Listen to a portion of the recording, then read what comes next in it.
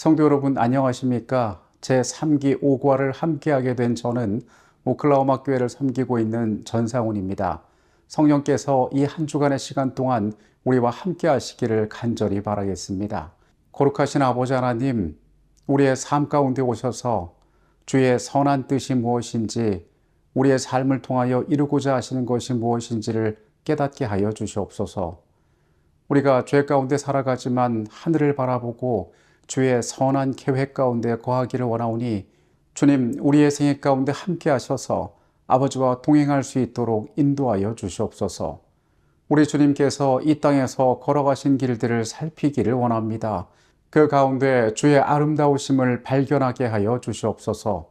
예수 그리스도 이름으로 기도합니다. 아멘. 갈릴리 호수는 팔레스타인 북쪽 요단강 서쪽에 위치한 호수입니다. 북으로는 헤르몬산이 있고 동으로는 골란고원이 위치해 있습니다. 성경에서 가끔 이곳을 바다라 칭하기도 하지만은 이곳은 남북으로 21km, 동서로는 13km에 달하는 호수입니다. 이곳의 가장 깊은 수심은 46m에 달하기 때문에 이 호수 안에서 다양한 생태계 또한 존재하고 있습니다. 이 갈릴리 호수의 물은 남으로 향하여 사해로 흘러들게 되어 있습니다. 사해가 갈릴리보다 훨씬 큰 호수이지만 이 갈릴리가 우리에게 더 친숙한 이유는 예수님의 흔적으로 가득 차 있기 때문입니다.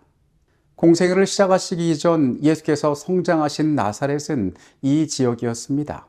그리고 그분께서 부르신 대부분의 제자들 역시 이곳 출신이었습니다. 갈릴리 호수의 풍경이 내려다 보이는 언덕 위에서 그분께서는 사람들에게 새 나라의 복음을 선포하셨습니다. 이번 한 주 우리는 마가복음에 등장하는 예수님의 갈릴리 지역에서의 사역을 살펴보도록 하겠습니다. 그곳에서 주님께서는 사람들에게 스스로를 어떻게 드러내셨는지를 알아보도록 하겠습니다. 오늘의 주제는 폭풍을 잠잠케 하심입니다. 마가복음 4장 1절의 내용입니다. 예수께서 다시 바닷가에서 가르치시니 큰 무리가 모여들거늘 예수께서 바다에 떠있는 배에 올라 앉으시고 온 무리는 바닷가 육지에 있더라. 마가복음 4장 1절은 그날의 광경을 우리에게 묘사해 줍니다. 예수님께서는 배 위에서 제자들과 함께 계셨고 군중들은 그분의 말씀을 듣기 위하여 해변가로 모여 있었습니다. 그곳에서 예수님께서는 사람들에게 그분의 말씀을 가르치셨습니다. 그렇게 하루가 끝나고 예수님은 제자들과 함께 호수를 건너게 됩니다. 그분께서는 매우 지쳐 계셨습니다. 그래서 성경의 표현대로라면 계신 그대로 그분께서는 배에서 잠이 드셨습니다. 그런데 그분께서 고나여 배에서 잠드셨을 때 그들 가운데 큰 위험이 닥치게 됩니다. 37절의 말씀입니다. 큰 광풍이 일어나며 물결이 배에 부딪혀 들어와 배에 가득하게 되었더라. 예수께서는 고물에서 베개를 베고 주무시더니 제자들이 깨우매 이르되 선생님이여 우리가 죽게 된 것을 돌보지 아니하시니까 하니 예수께서 깨어 바람을 꾸짖으시며 바다더러 이르시되 잠잠하라 고요하라 하시니 바람이 그치고 아주 잔잔하여지더라. 이에 제자들에게 이르시되 어찌하여 이렇게 무서워하느냐 너희가 어찌하여 믿음이 없느냐 하시니 그들이 심히 두려워하여 서로 말하되 그가 누구이기에 바람과 바다도 순종하는가 하였더라. 이 기사는 갈릴리 호수에서 있었던 예수께서 바람과 바다를 잠잠케 하시는 이적입니다. 우리가 이 내용에 대해서 잘 알고 있습니다. 그런데 우리는 이 말씀을 시편 104편에 나오는 내용들과 비교하여서 살펴볼 필요가 있습니다. 내 영혼아 여호와를 송축하라. 여호와 나의 하나님이여 주는 심히 위대하시며 존귀와 권위로 옷 입으셨나이다. 주께서 옷을 입음같이 빛을 입으시며 하늘을 휘장같이 치시며 물에 자기 누각의 들보를 얹으시며 구름으로 자기 수레를 삼으시고 바람 날개로 다니시며 바람을 자기 사신으로 삼으시고 불꽃으로 자기 사역자를 삼으시며 땅의 기초를 놓으사 영원히 흔들리지 아니하게 하셨나이다. 옷으로 덮음같이 주께서 땅을 깊은 바다로 덮으심에 물이 산들 위로 솟아올랐으나 주께서 꾸짖으시니 물은 도망하며 주의 우레소리로 말미암아 빨리 가며 주께서 그들을 위하여 정하여 주신 곳으로 흘러갔고 산은 오르고 골짜기는 내려갔나이다. 주께서 물의 경계를 정하여 넘치지 못하게 하시며 다시 돌아와 땅을 덮지 못하게 하셨나이다. 마가복음에 나타난 예수께서 바다를 잠잠케 하시는 이야기는 시편의 내용과 여러 가지로 유사한 내용을 담고 있습니다. 시편 104편의 내용은 하나님이 어떠한 분이신지 우리에게 묘사하고 있는데 마가복음 4장에 나온 예수님의 사건과 공통적인 특징이 있습니다. 이 두 말씀 모두에는 하나님의 신성한 능력이 나타나 있습니다. 또한 이 땅에 살아가는 속절없는 인간의 두려움 또한 여기에 드러나 있습니다. 전능한 하나님께서 사람을 향하여 두려워하지 말라라고 명령하시는 내용 또한 나와 있습니다. 하나님께 또는 천사가 전하는 계시의 말씀이 시편에 나와 있습니다.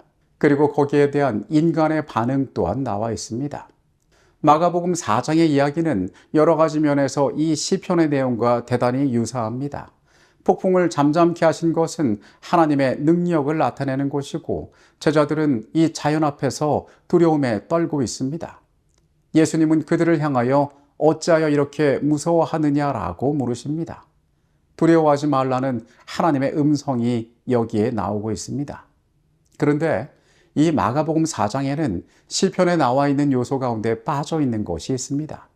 그것은 바로 계시의 말씀입니다. 이 계시의 말씀이 예수님의 이야기에는 빠져 있지만은 제자들은 그들 스스로 이분이 과연 누구시냐라는 질문을 통하여 그 하나님이 어떤 분이신지를 드러냅니다. 그가 누구이기에 바람과 바다도 순종하는가라고 그들은 이야기합니다. 그래서 그들과 배에 함께 올랐던 그들 곁에서 주무셨던 이분이 하나님의 아들이요 그들을 구원할 주님이시란 사실을 스스로 깨닫도록 이끌고 있습니다. 우리는 성경 가운데에서 예수님의 이적들을 바라볼 때가 있습니다. 이 일들을 통하여 예수께서는 무엇을 사람들에게 가르치기를 원하셨을까요? 갈릴리 호수 위에서 예수께서는 바람을 잠잠케 하셨습니다. 그분이 하나님이심을 그들 앞에 나타내셨던 것입니다. 이 땅에 오신 구주께서 그분 스스로가 어떠한 분이신지를 스스로 드러내셨던 것입니다. 태풍은 경로하고 파도는 그들을 덮쳤으며 번갯불은 그의 얼굴을 환히 비췄다. 예수께서는 자비의 봉사에 그토록 자주 쓰셨던 손을 드시고 성난 바다를 향하여 잠잠하라 고요하라고 말씀하셨다.